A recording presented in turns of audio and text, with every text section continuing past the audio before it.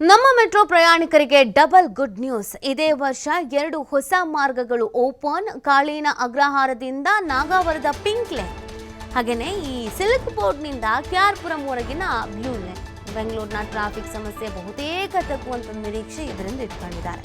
ವರ್ಷಾಂತ್ಯಕ್ಕೆ pink blue ಲೈನ್ಗಳು ರೈಲುಗಳ ಸಂಚಾರ ಪ್ರಾರಂಭ ಮಾಡುತ್ತಂತೆ. ಮೇ ತಿಂಗಳಲ್ಲಿ ಪಿಂಕ್ ಲೈನ್ ಮೊದಲ ಹಂತ ಓಪನ್ ಮಾಡ್ತಾರಂತೆ. ಡಿಸೆಂಬರ್ ವೇಳೆಗೆ ಬ್ಲೂ ಲೈನ್ ಅಲ್ಲಿನ ಜನಕ್ಕೂ ಕೂಡ ಅನುಕೂಲ ಆಗತ್ತೆ. ಓಡಾಡೋದಕ್ಕೆ ಬೆಂಗಳೂರು ಸಿಟಿಗೆ ಬರೋರು ಇರ್ತಾರೆ ಕೆಲಸಕ್ಕೆ ಅಂತ, ಅಥವಾ ಬೆಂಗಳೂರಿಂದ ಸ್ವಲ್ಪ ದೂರದಲ್ಲಿ ಕೆಲಸಕ್ಕೆ ಅಂತ ಹೋಗೋರು ಇರ್ತಾರೆ. ಇವ್ರುಗಳಿಗೆ ಈ ಬಸ್ಸಲ್ಲಿ ಓಡಾಡೋದೇ ಒಂದು ಸಮಸ್ಯೆ ಆಗಿತ್ತು, ಅಥವಾ ಓನ್ ವೆಹಿಕಲ್ಸ್ಗಳಲ್ಲಿ ಓಡಾಡೋದು ಸಮಸ್ಯೆ ಆಗಿತ್ತು.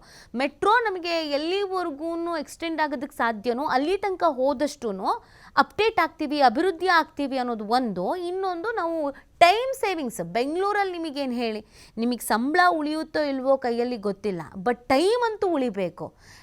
ಬೆಳಗ್ಗೆ 7 ಆಫೀಸಿಗೆ ಹೋಗು, ಮನೆಗೆ ಹೋಗು, ಇನ್ ಟೈಮಿಗೆ ರೀಚ್ ಆಗು, ಇನ್ ಟೈಮಿಗೆ ಬಾ.